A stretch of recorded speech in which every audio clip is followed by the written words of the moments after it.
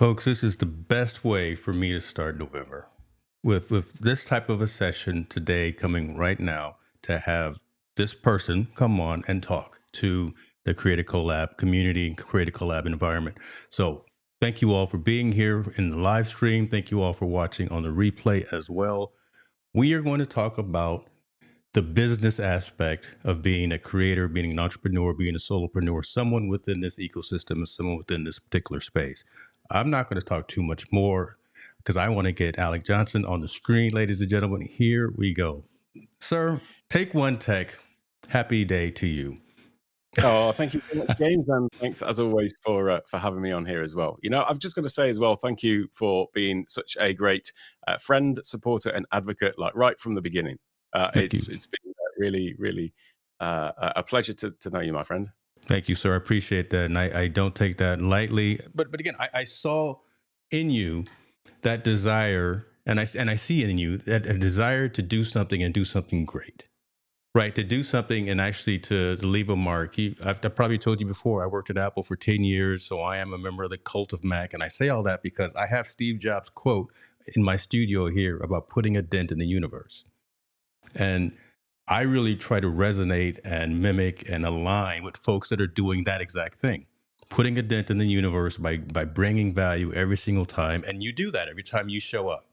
I'm lurking in the back of most of your streams and watching not just the conversation that you're delivering to your audience, but the engagement back and forth and the engagement between folks that have gone to your workshops, your master classes, your sessions, and how they interact amongst themselves and say, man, that Alec was the tools that Alec provided, the definitions, the examples, the best practices, all those adjectives that we want to use resonated with them and help them to grow further as well. So I'm throwing them back at you, right? I'm throwing the flowers back your way, sir. I'm just trying to hang out with the cool kids. That's all I'm here for, right? Thanks so much, James.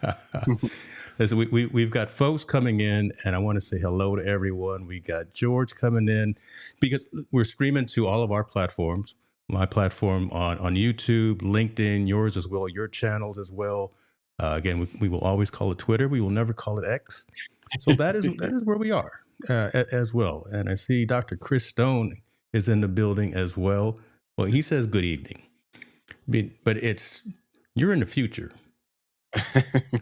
and I can never get over that, right? Again, I call Alex, it's Friday for me. It's Saturday evening for you. So how you feeling? I'm feeling great. It's actually Saturday morning. It's 5 a.m. on a Saturday, and I'm raring to go. Oh my goodness. Let's do this. Let's go ahead and be cognizant of this because again, some folks within my community may have gone back in the past and taken a look at some of the episodes that I did have you on, but let's do that 35,000 foot level introduction, if you don't mind. Who you are, for one, what Take One Tech is, or how Take One Tech started, because that's a fascinating story, but how Take One Tech started, where it is today, and the value that you're bringing from that particular organization, if you don't mind. Yeah, sure. So the reason for starting the channel was actually as a process or a way to practice the process, I should say, of making videos in one take with no edits, because I was trying to make some course content for a completely unrelated business at the time. And I was my own worst enemy when it came to recording videos and then editing them. I was not the best on-screen talent when it came to taking recorded content, and also not the best editor as well. So I was always looking for that perfect take. And I realized that actually, if I could just deliver stuff in the same way as like when I'm giving a speech on a stage or whatever, I don't get a second take at that. So surely I could just do the same thing on camera. And so I did a lot of hunting around for different ways that I could do this, and eventually stumbled on Ecamm Live, which is the live production software that we both use and love, and figured that I needed to actually do some putting in some reps, I guess I should say, of just practicing this process. And so that's how the channel started. It was just a way for me to practice the process of making videos in one take with no edits. And so I set myself the goal of doing 100 videos in the first 100 days. Then that extended out to 365 videos in a year. And basically just having, a couple of hours every day in the morning to wake up, make a video, and put it out, just to get those reps in. And what happened is I sort of started getting to know my audience, something that evolves over time, or that you at least come to realize over time. And I'd started offering consultation calls as well about the stuff that I was covering on the channel, and realized that there was a very relatively sort of targeted audience, I should say, within that group of the people that were actually booking calls with me and wanting to take the learning further. And so Take One Tech has sort of evolved out of that, sort of steering more towards that particular particular core audience, I guess. And yeah, things have just sort of grown from there, relatively organically, and Mhm. sometimes with lots of intention. Other times things have come out of the blue. I didn't expect. So it's all good. You just got to roll with where you get taken sometimes. Yeah. Well, let me ask you about that, right? Again, because when we do this thing, when we do the thing, when we present and show up for our audience and for our community, the goal is to bring value to the community. It's not necessarily just for us to have a platform to get on online and Mhm. talk our talk and wave our fingers. When the community started asking Mhm. for services, for asking for consulting, asking for coaching and things like that, how did you initially take that request? Was that something that you were apprehensive to? Was that something that you were hesitant to, or did you want to stay, locked in on just giving the tutorial types of videos and things of that? Not at all. No, I'm always open to, ultimately, I want to help people. That's the core of the business, is wanting to make a difference and help people. Now I'm sort of shifting slightly with the academy and so on. That's more not just the tech side of things, the tech tutorial side, but also the business side of things. So, I want to see people, grow in the same way that I have. There's plenty of people that are far further ahead than I am, but there's also a few others that are perhaps just a couple of steps behind that I can maybe help up. So anytime anybody's asking for help, I'm there to see how I can accommodate that. So that's always been an easy thing to do. But then there are other things where it's just something I perhaps just hadn't even realized. That, for example, when I started doing a long-term coaching program, my Digital Stage Elite program, that was because I had been doing coaching calls, and then one day somebody said to me, "Could I just like pay you for a year, and we have a call every week for a year?" And I was like, "Well, yeah, sure." So Twist let me my arm, create right?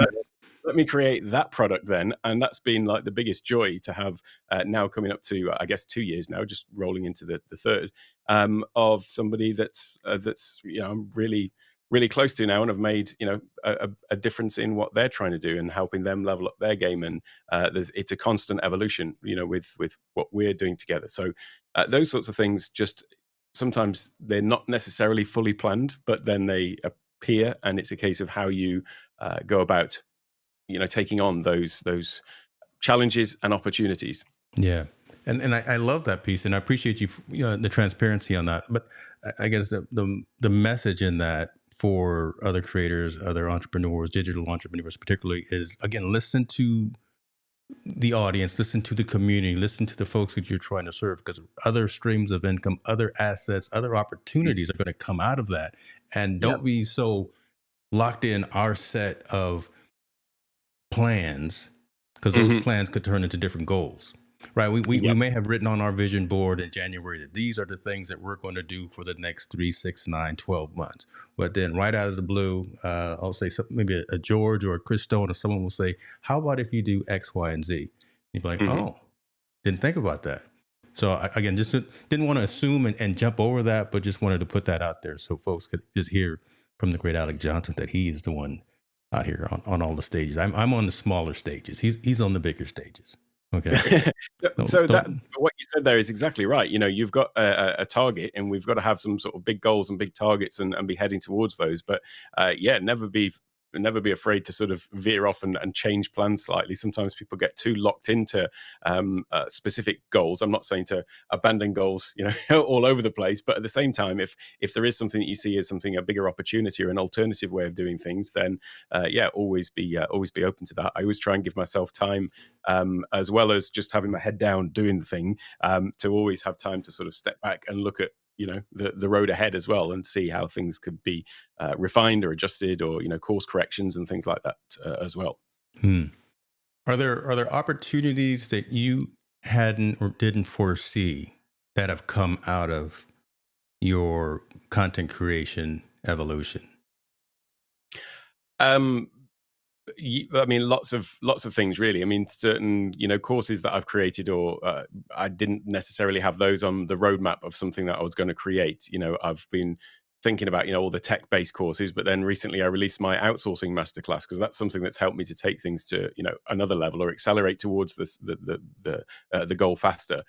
Is outsourcing using freelancers on onlinejobs.ph, Fiverr, and things like that. And the funny thing about that is I got caught into a trap that I think a lot of people perhaps get caught into. I used to use freelancers extensively 8 years ago in another business, and we had dozens of people through onlinejobs.ph, which, by the way, is an outsourcing platform for freelancers in the Philippines. So there's Mhm. really great language skills there, command of English. You wouldn't, but a lower cost of the labor force there. So it's really a cost-effective way to have people, on your team. I used that extensively 8 years ago, but what I fell into with Take One Tech is I love doing everything. I love the back-end systems of setting up the website, of the automations. I love the Yeah. graphic design side. I love everything. And so I was doing everything myself because it wasn't so much that some people have the thing of, oh, no one would be able to do it as well as me. I know that I'm not the best graphic designer, website designer, or things like that. I just love doing it. So I was selfishly doing it myself rather than potentially giving somebody else the opportunity, but also freeing up my time to spend on more of that, higher level thinking and so on. So it was only with me actually releasing myself from doing everything and going through that process that I thought, well, actually, it's really simple to do this. You don't have to be overcommitted to taking on an entire workforce. This is one of the things that people have a barrier with taking on help, is this feeling that there is the thing that they won't be able to do it as well as me. It's a classic one. But then the other thing is I'm not ready to commit. I don't have enough work for them. I don't have all my systems and processes documented, so I can't give them over to someone else. That was part of my thing, actually. I will say that. I was thinking that, yeah, well, I need to have an operating manual for the business before I can take on one person to help. Yeah. Well, how about you just take on one person for a couple of hours a week and have them build the manual as you're instructing them? Come on. That's Okay. yeah. See, So right there is where, again, and I don't want to gloss over that, because you're speaking volumes to folks that, again, that have been in this industry, or been in either entrepreneurs or business. The fact that mhm, you had a challenge with scale mhm, when you were trying to do everything yourself, right? mhm. When you're trying to do the directing, and I don't want to put words in your mouth, but when you're trying to do the directing and the admin and the production and the editing and do all the things yourself, because you have this misconception that no one else can do it better than me. Well, that's crazy Mhm. talk. But once you put money, put finance, put resource to resource, and understand that there's value, and also increasing that team, that's when the other master classes came in. That's when the other workshops. That's when the other blueprints and all the various other opportunities came into place.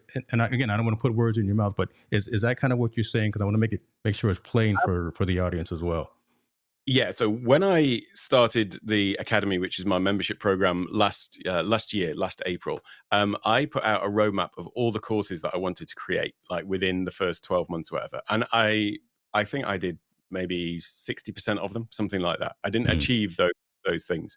There's probably a lesson in there about about committing to things publicly that you may not be able to do, because I was always kind of like, best case scenario, I'll be able to do these, but then stuff comes up in life, doesn't it?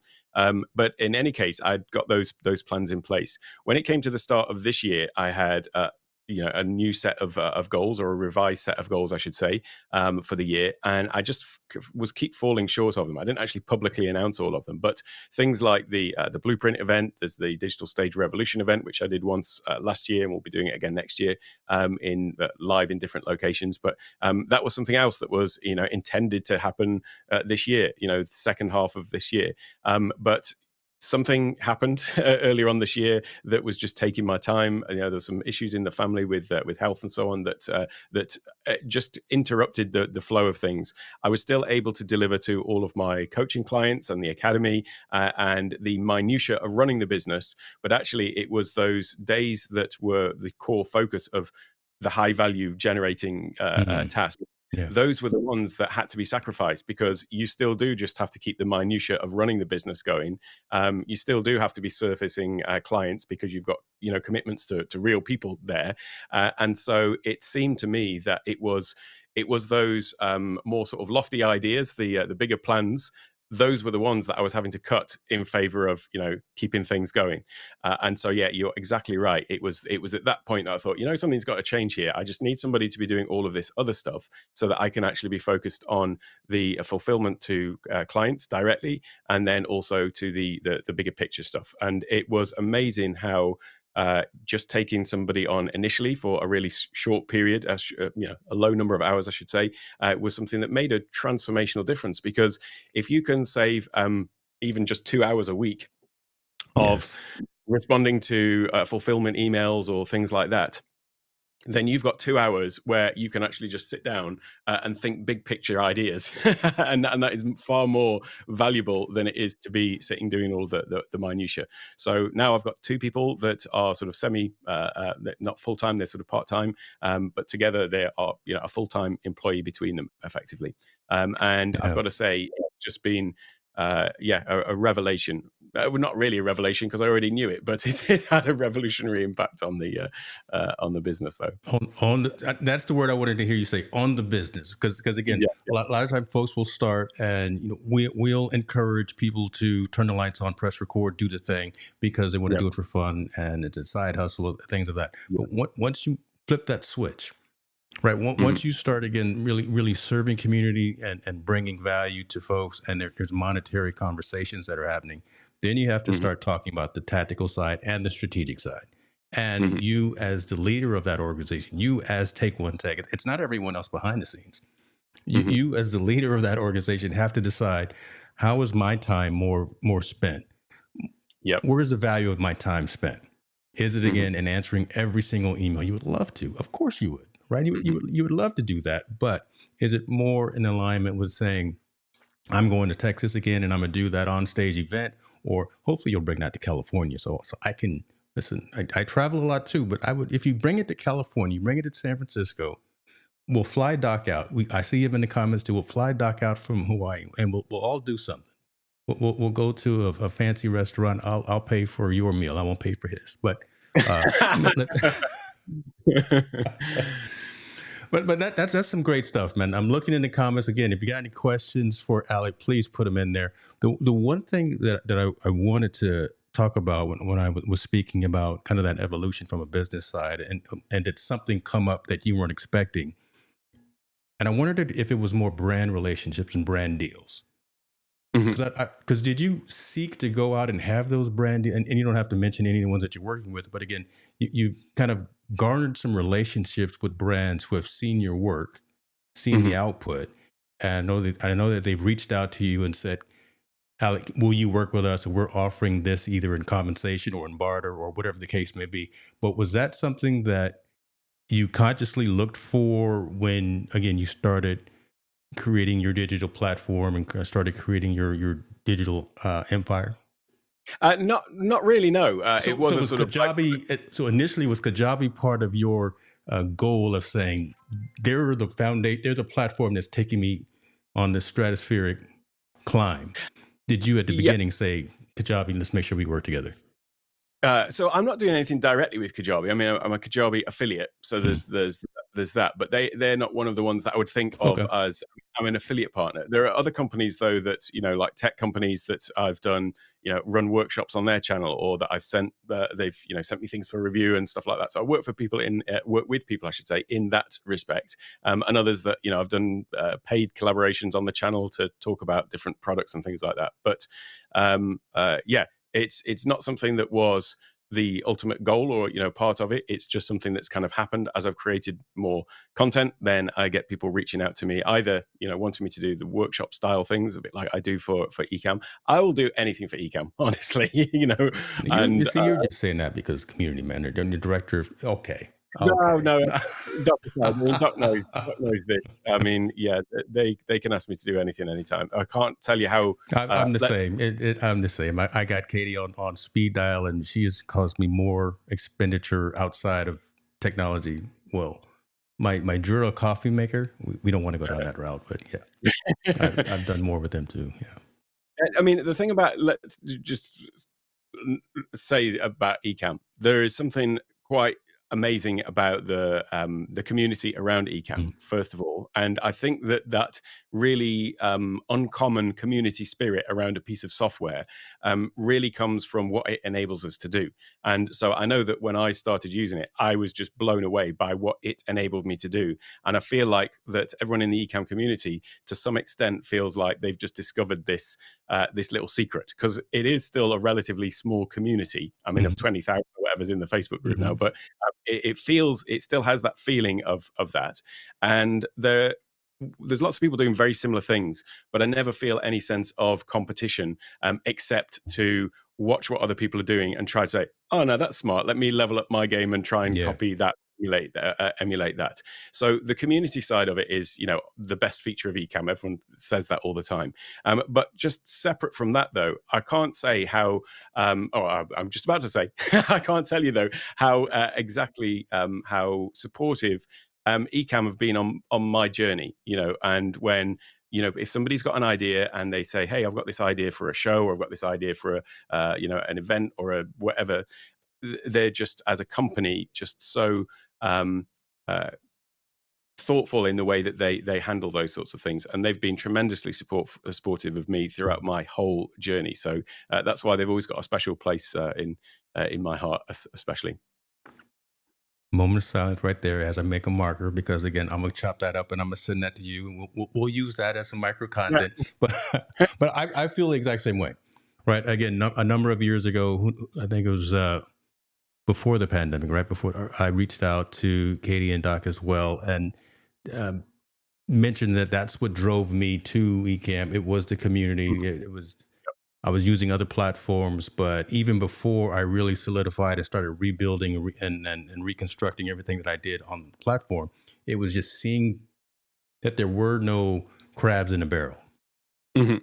There were no big eyes and little U's kind of thing. It was always someone saying, either showing you how to level up, telling you that you are worthy, telling you to Mhm. be intentional about what it is when you show up, telling folks that you can go out there and do this. You don't have to spend thousands of dollars. You can just go live and do what it is that you do with what you've got. So it was really more positive than negative, but it was also constructive, and it was also encouraging. So again, we would definitely all say shouts out to the Ecamm community. One of these years, I will make it to Creator Camp. These last 2 years, there's been a trip that's come up as well, but I will be there. I'll be there. Maybe I'll be there next year. Yeah. Well, I'll Uh, be there. I'll be there every year if they'll keep having me. yeah. So it's all good. Let's do this. Let me ask you about the move from, again, doing everything online with your community and in your private digital communities as well, to now being back in front of stages. Now telling folks how to, the Digital Stage Summit. So let's talk a little bit about that, right? Again, because is that an offshoot of what you're doing today, or is that now where you're taking Take One Tech as a whole organization? Yeah, everything is really talking about exactly the same thing. So there Mm. is the upcoming event, which is called the Digital Stage Blueprint. That's a 3-session event over 3 days, and that's kind of an introduction into what I ultimately talk about in my with my core audience, the folks that I serve in coaching calls, in the Digital Stage Academy, which is the subscription model that I've got as well. And so the point of this is, it's for folks that already know my stuff, but also folks that are completely new to it. And it'll be 3 parts. So the first part is talking about discovering your digital stage. And so I've still, everything's Take One Tech, but I've got this digital stage name, which is this thing of what we all do. When we show up on camera, either on YouTube or in our Zoom calls, Teams meetings, or whatever, we are on our own digital stage. And so that's what this thing's all about. And so the name of that sort of resonated more, I think, with my core audience than just, Take One Tech, because that's more Mhm. about, first of all, tech focused, but then it's also, the Take One thing might not actually be for everyone as well. So digital stage just seemed to be something that resonated more. And so it's about having your platform, as I say, could be just showing up online on YouTube in meetings, but then also your digital stage is where you can, sort of build an entire business. So the first session is about, discovering that whole possibility that is open to you. The next step is mastering your digital stage. So that's the second session. And in that, I'm going to be talking about, the sort of way that you can implement these sort of things, the tech that's required to do it at a minimum. And then, how you can build this stuff out and really integrate it into your existing business or your new business. And then the third session is all about monetizing your digital stage. So how you can actually take this thing and build a business from anywhere. I mean, I'm in the remote northeast of Thailand, and I'm doing everything from here in a little cottage at the bottom of my garden. So, it is possible.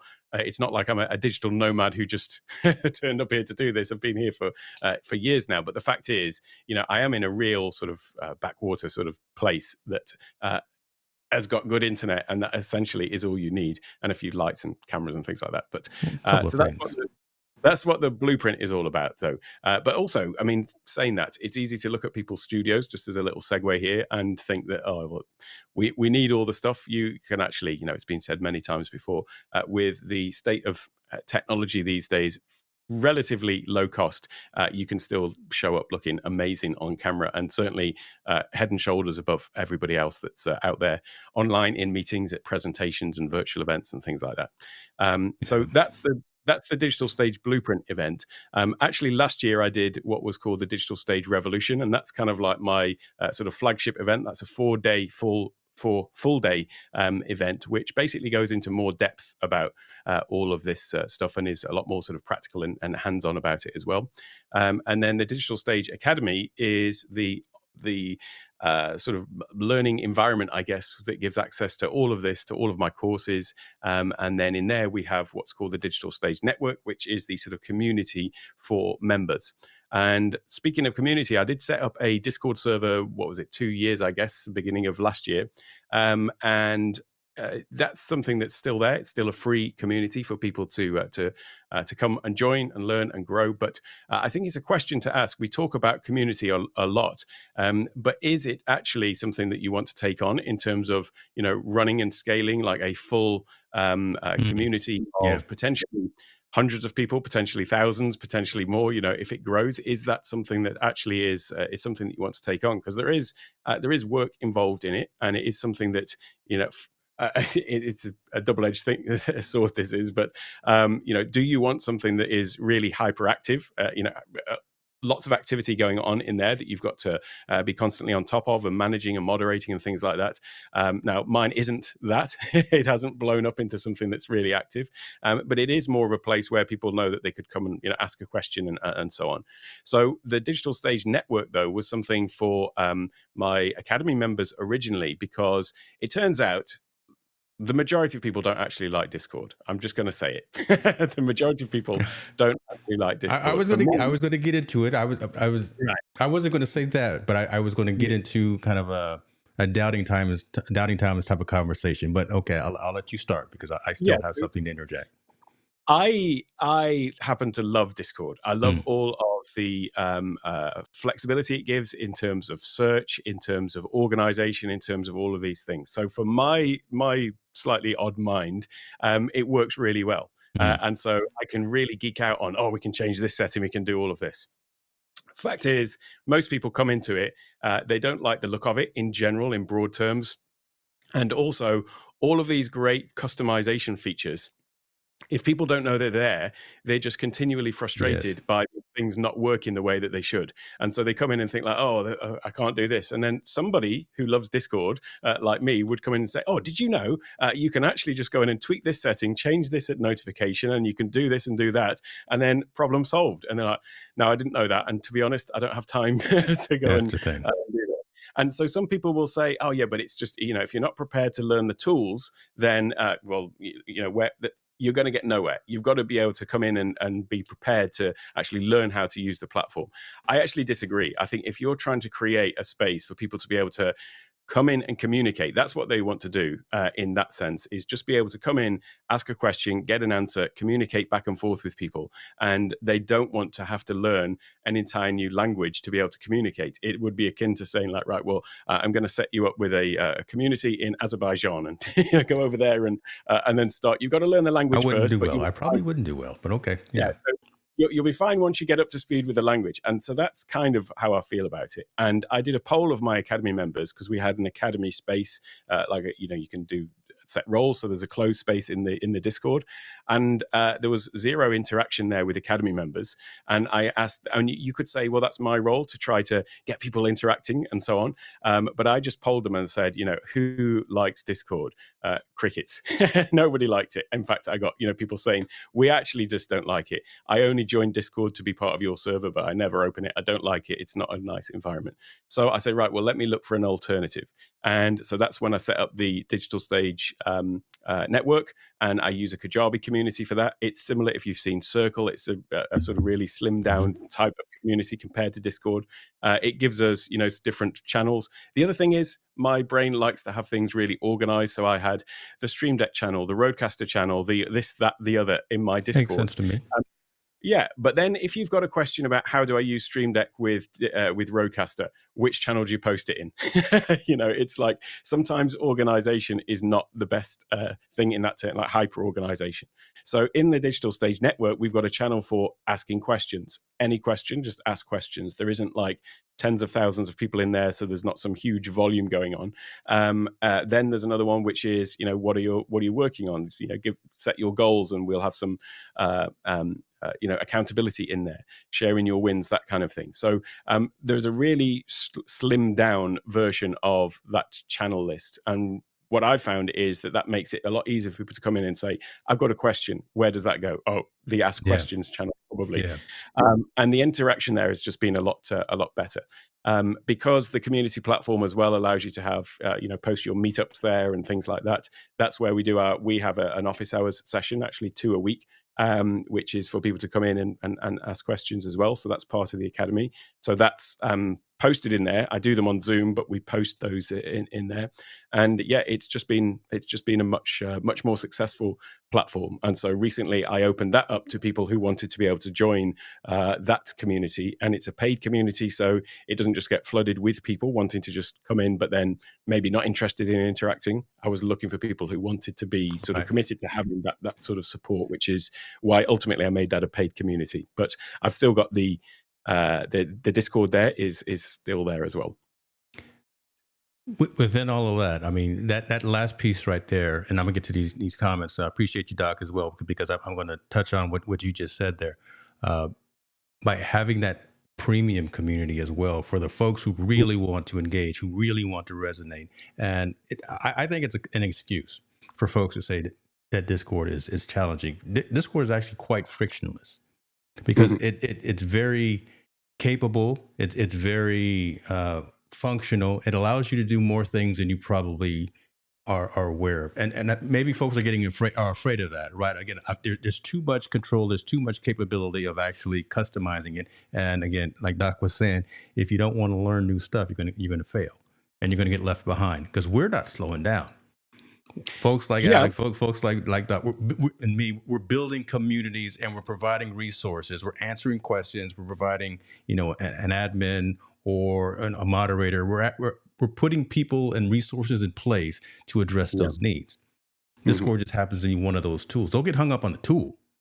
Yeah. Well, I would say to that, yeah. I mean, I noticed Doc's saying if you don't want to learn new stuff, you will absolutely fail. Yes. But on the other hand, if you put roadblocks in front of people who are not necessarily fully on board with wanting to do that, I'm the worst for friction, right? If there is some level of friction with me, it's not getting done. It's getting procrastinated about. Wow. It's getting of these sorts of things. So friction, I know, is a thing.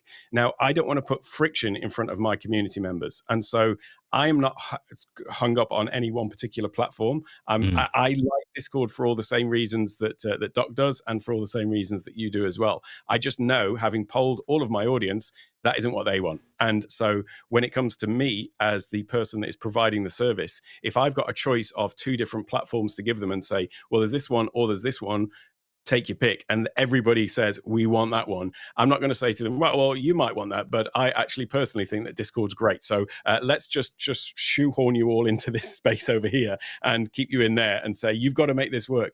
That isn't what I'm about. These people are busy people. They've got other things on their agenda. They've got enough to learn already, because one of the things I'm constantly getting is there's just so much to learn. I don't want to add another thing to their plate when actually this other platform works much better for the majority of people who have tried both. And so that's the thing. It's like you can't force people into something and say, oh, you just got to try better. You just got to work harder. It's not right. Yeah, those then aren't your people. Uh-huh. Right. I will say that, and I will put that statement out there, and I will challenge the audience as well to chime in. Those folks who aren't not necessarily, that are not willing to be as flexible, to not willing to try new things, to not see different perspectives. Those aren't your people. And we just move on from them. What are your thoughts on that? Not at all, because what we're talking about is with Discord in particular. I'm talking about. All of my people don't like Discord, so they are my people. They just don't like Discord. So they are the entrepreneurs, the business owners. They're just wanting to level up their game. They are perhaps not the most tech savvy in some cases. Some of them are like super geeks, more so than me as well. But that's not what they're coming to me for. They're not coming to me to learn a platform to communicate on. They're coming to me to learn. I like that. On-screen presence and things like that. The Discord, the Kajabi communities, the Circle, the whatever the community is, they're not there for that. They're there for the result that they're going to get in the most frictionless way possible. In the same way that, quite honestly, nobody is coming to me wanting to do a course. Nobody buys one of my courses wanting to do a course. They don't wake up and think like, oh, do you know what? I just really want to have a course to complete. What they are interested in is the result. And if I could give them a pill to get the result without the course, they would absolutely take it and forget the courses. People want the results in the most frictionless way possible, and so that for me is why the switch was there to the other community platform. That it's the test has been done. The test has been done, and it's been a resounding success moving from Discord for my paid community. So I'm not after forcing people into any one platform or another. I'm after just making it easy for them. I'm loving this discussion. Right, again, I'm throwing some softballs, and I'm picking at wounds as well. And you're responding beautifully, Alec. This is what I do. Right, I just want a real conversation about real struggles and strategies and how folks can all level up. So hopefully the audience, if you haven't seen me before, right? And again, I know we're on Alex's channels, and they're like, what is James talking about? Why is he being so? No, we're having a real heart-to-heart conversation. So appreciate everybody on that. Rich, I see you in the building. Give the people what they want. Chris Stone is saying, if your community or key customers are not using the platform, then adjusting like Alec did takes guts and accommodates who he wants to serve. Thanks, Chris.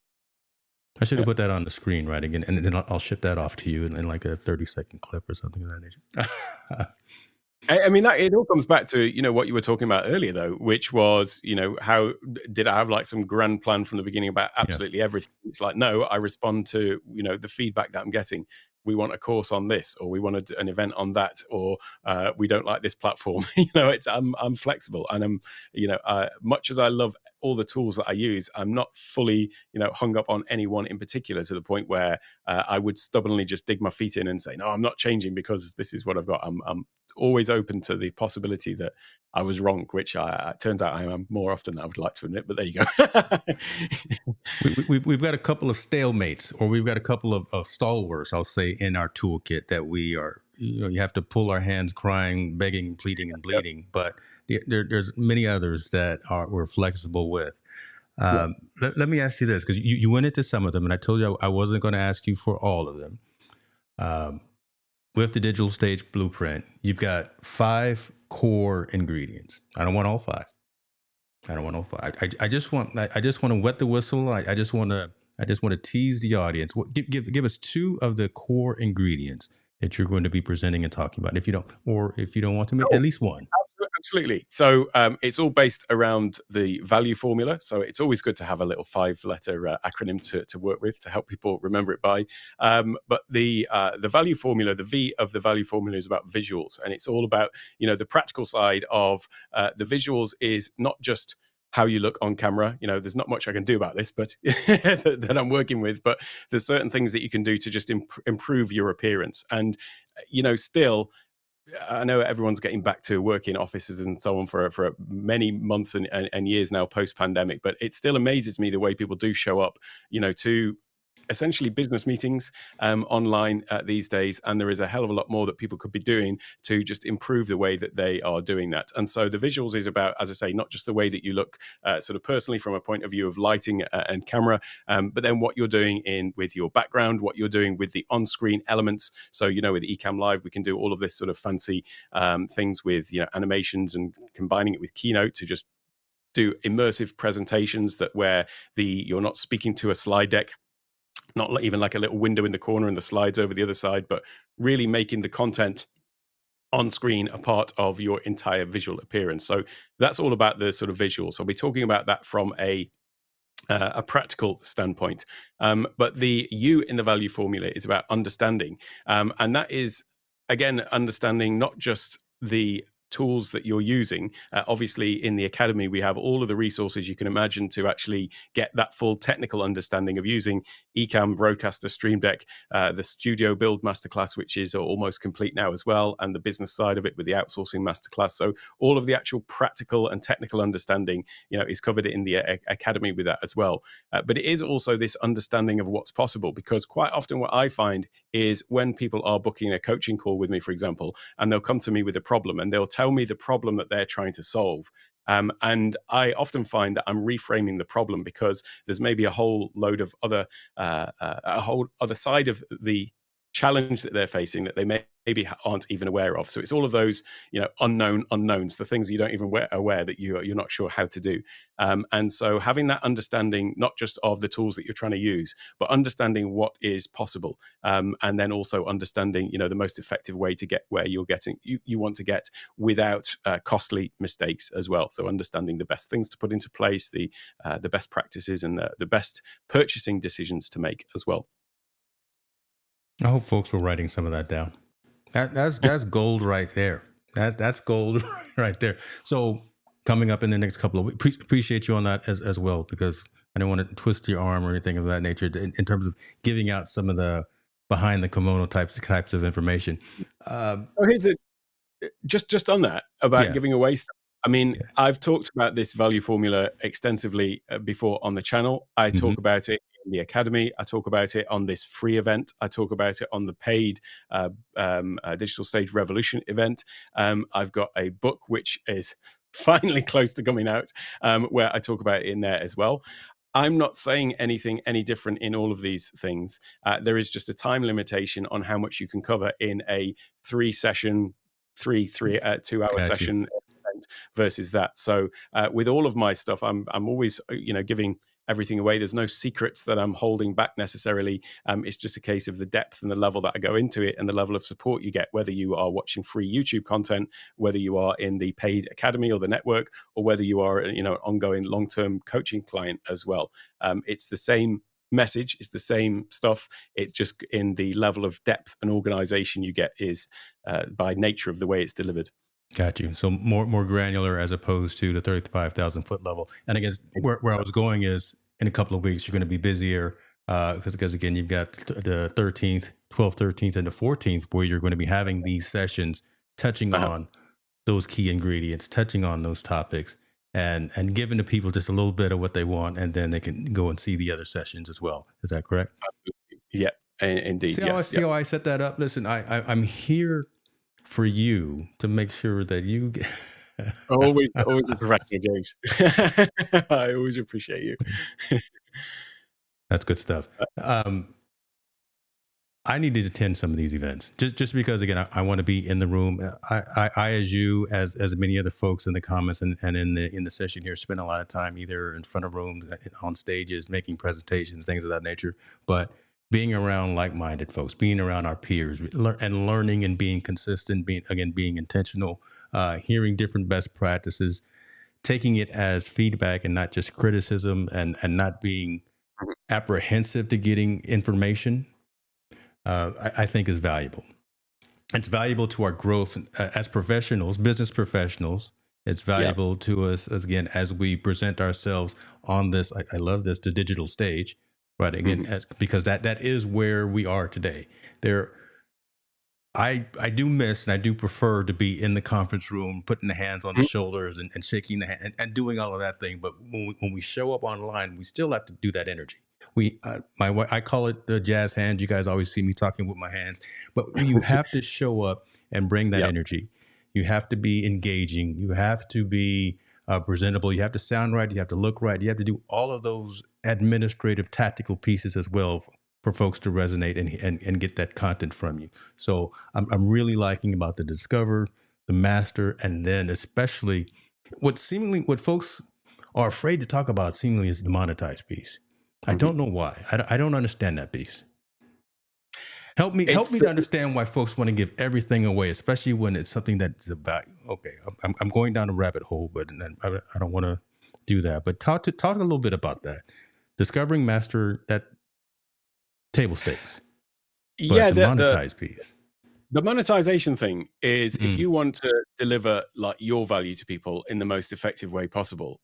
Ultimately, unless you are have your means yourself to support all of your charitable endeavors to give everything away absolutely for free, there does have to be some revenue generated from it to sustain, the impact that you want to have, and you can have a far greater impact if you are able to monetize, because then you're able to spend more time doing it. I mean, this what started with Take One Tech as I'm just going to spend 2 hours in the morning from 4 till 6 making a video every day, yeah. to now this is my full time thing, and I can reach far more people. I can have far greater impact than people just watching a YouTube video. So I don't think there's any uh, there's any shame in talking about the monetization or wanting to monetize it, and you can still do all of the free stuff as well. So I am still producing content for YouTube. I am still giving away lots of information, and with the newsletter as well, the Digital Stage Digest newsletter, that I'm really trying to pack that full of. There is a newsletter segment which is a written piece every week, but then there's also in every single newsletter there is a link to 2 free videos which are going to be relevant to the newsletter on YouTube. There's also a free resource. So I've created quite a body of free downloads, PDFs, resources, and things like that. So I'm always trying to link to those. So trying to pack the value into that. So you can still absolutely, do all of the free content too, and you don't necessarily have to hold anything back. People can ask me any question on any live stream, and I will never say, well, to find that, you've got to go and sign up to my course. If somebody asks me a question and it's in a course, I will absolutely tell them exactly the answer. So I don't put a paywall up in that sense in terms of information. But yeah, I don't know why people have an issue with doing it or talking I about know. it. I get that as well, and I'm gonna give you the opportunity to respond to a question that has just come in from the audience. But I have I've leveraged. I shouldn't say stolen. I have leveraged a statement from the founder of Mighty Networks, and what Right. she says is people pay attention to what they pay for, Hmm.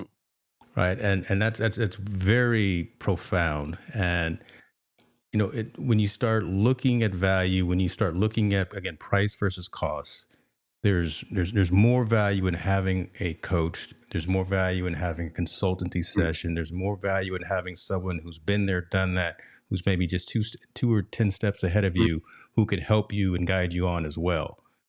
Again, people pay attention to what they pay for, and they see value, and it resonates. Hmm. That's why we pay a yearly subscription for our encoder of choice. That's Hmm. why we may like LTDs, lifetime deals, but you know what? I would much rather pay for. Okay, Hmm. I'm not going to get it. Okay. I'm not going to get it. The ongoing subscription companies tend to stick around Yeah, a lot longer. I'm not going to go down that rabbit hole. Davidson's All Natural Jim, appreciate you for being here. He says, what platform do you get the majority of the people in your chat community from? Well, for me, my primary social platform is YouTube, because of what I'm doing, which is the tutorial style content. It's the ideal platform. It's a natural lead into course content as a lead generation source. That people will be. It happens, I would say, 50% of the time. The first time I have a call with somebody, there's this moment where they say, I've got to apologize, but I just feel like I know you because I've watched you for hours and hours on YouTube. And that that happens like 50% of the time. And so there is that opportunity that you get to build a real connection with people through video. Now, obviously, lots of other platforms are doing video now on X, on LinkedIn, and so on. So it's the same principle there, I would say. But yeah, YouTube is my sort of primary platform for that inbound marketing. And then in terms of the actual community side of things, so I use Kajabi for all of my online courses. I use Zoom for any sort of closed sessions, but all the replays are in Kajabi. And then I've also just introduced a couple of things, actually. So one is digital stage search, which allows you to basically search. I've got around about 2,000 hours worth of content, and across the replays of the obviously YouTube, but then of the replays of the office hours sessions that I do. So those for me are 5 a.m. and 5 p.m. on a Thursday. They run from between 90 minutes to 2 hours, and it's just pure Q&A and discussion. So all of those recordings I've got as a resource, and so the search function now allows people to search across all of that for a search term, and then jump straight to the point in the video where we're talking about that. I've also just now introduced for our VIP Academy members, and it will be rolling out to the whole Academy at some point, is Digital Stage AI. And this has been really quite a revelation, because what it is it's an AI chatbot that allows you to basically just go in and ask me a question and get a really concise set of instructions. So how do I stream to LinkedIn from Ecamm Live? It tells you step by step exactly how to do it, because I've got a body of tutorial videos and answers to questions. And so it gives a really great step-by-step guide with links to the related videos after the fact. So if you could follow the steps and it would solve the problem for you. But you can also then just click to go straight to the video, where if you want a video explainer as well. Okay. That's something that I'm really excited to be rolling out to Academy members, and the initial feedback's been great. People are liking it as a tool, and it makes finding things, because once, I've got whatever it is, 10 or 12 courses, I guess, that are as part of the Academy, and so I get a question asked all the time, in the community, or people email me or on a call. Alec, I know you've made this video. I remember watching it, but I have got no clue where I saw it because it's somewhere in all of the content.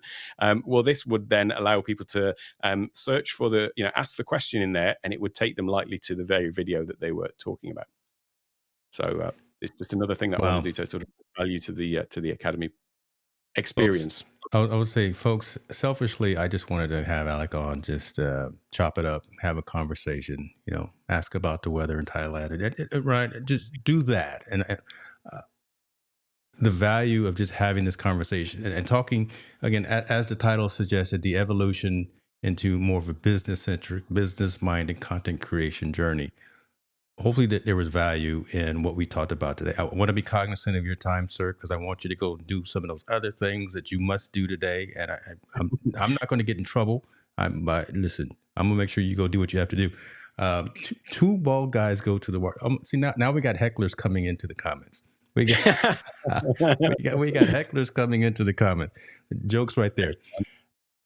Alec, this conversation has been one that I'm wanting to do. I'm glad we're able to get it on the calendar and to have this dialogue again, just to talk about, as I say, that evolution from where you started, which is again was a very fascinating story, and I loved watching the growth to where you are today, and just knowing that there's still a hockey stick in terms of a trajectory for this whole digital stage conglomeration. We got to come up with a good word. Enterprises, LLC. I know there's already an LLC, but we have to come up with the corp name for this, because you're continuing to evolve. How can we continue to assist? We as an overarching community, how can we continue? How can we assist you in getting to that next step? Is it attending the courses? Is it being available on the 12th, 13th, and 14th? Just talk to us a little bit about that. Yeah, I mean, if you are interested to learn more about, the overarching message that I have in all of the content, in all the courses, and all the opportunities, then yeah, that is a free event. So the Digital Stage Blueprint would be a great way to find out more about that. But aside from that, keep watching the content and give me feedback so that I can constantly make things better as well. Because I'm always reacting to any feedback that I get. All of contact information, every link that he has that I know of is going to be in the description of this as well. Reach out to him. He goes live every other, maybe every day. Who knows? Based on any of the various. But of late, I've missed a few, but most weeks actually. No Yeah. worries, no worries. This is what we do, right? Create a collab is just to have these conversations. Alec Johnson, you are someone who I look up to. I really watch what you do from a distance, physically, theoretically, and all those things. But and I'm encouraged by the value that you're bringing to the overall community, and it's more than just the folks that you're having on your Zoom sessions. It's more than just the folks that you're having on your live sessions as well. It's the conversations when we start talking amongst ourselves and someone talks about, did you see that, Alec? Did you see that take one take video? Oh yeah. I mean, the guy presenting was personable. He answered all the questions, didn't try to oversell. Right. But again, just your the way you show up. The way you show up, which is what you're also teaching everyone as well, is greatly appreciated. Wanted to give you those flowers. And I never like to assume anything. So I wanted to tell it to you while you were here live.